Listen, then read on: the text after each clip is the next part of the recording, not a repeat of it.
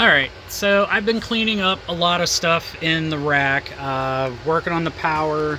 I still have to do the network, but that's going to be a little bit tougher to do just because of the fact that there is all this. But this is for the new KVM console. I got to get that wired up to this piece up here. But I need to add some more of these. I've already got a brush panel here that I'm going to be routing power and other types of cables through it.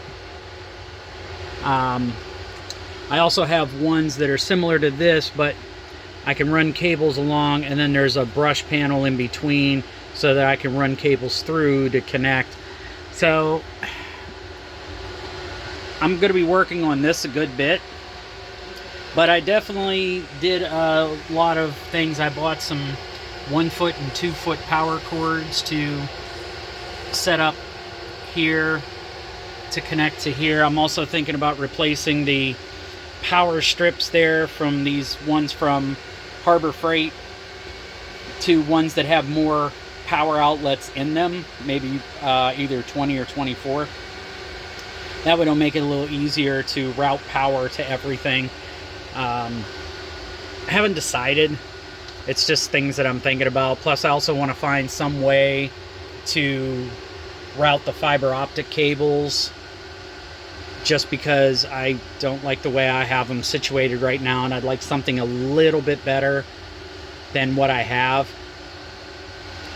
Even though these are not surge protected from Harbor Freight, they do go down to my UPSs, which are surge protected. So basically that is at least protecting it that way from power surges. And I'm also going to be working on the YouTube storage server. Hey everybody. Okay, so what I did was, this is my YouTube storage server for storing the videos once I'm done processing them and everything. I switched motherboards. I did have this Asus that had an FM1 processor. It says it could do 32 gigs, but they don't make anything larger than 8s, so it can only go up to 16 gig. It's just because they never ever created the 16 gig sticks for DDR3. Same thing with this. This was supposed to be able to get 64. This is my MSI A88X G45 gaming motherboard that I had for a while.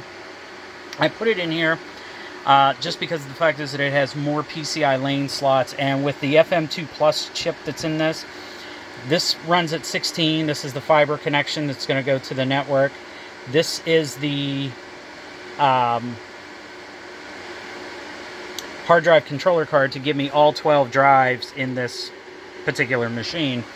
Okay, and here are my 2 boot drives. I know it's kind of a little janky on the inside because this is not the motherboard that came with it. If it was, it would probably be a little different. I may in the future, I don't know, I may buy an NVMe drive that I will put in this slot here. It's a X4 slot. You probably can't see it because of the shadow, but right where my middle finger's bouncing here, it does up to X4, which is fine. I mean, I'll probably get a single and maybe move it to that. I know it's a single point of failure. I don't think I'd be able to run 2 just because it doesn't have bifurcation or anything like that, at least as far as I know.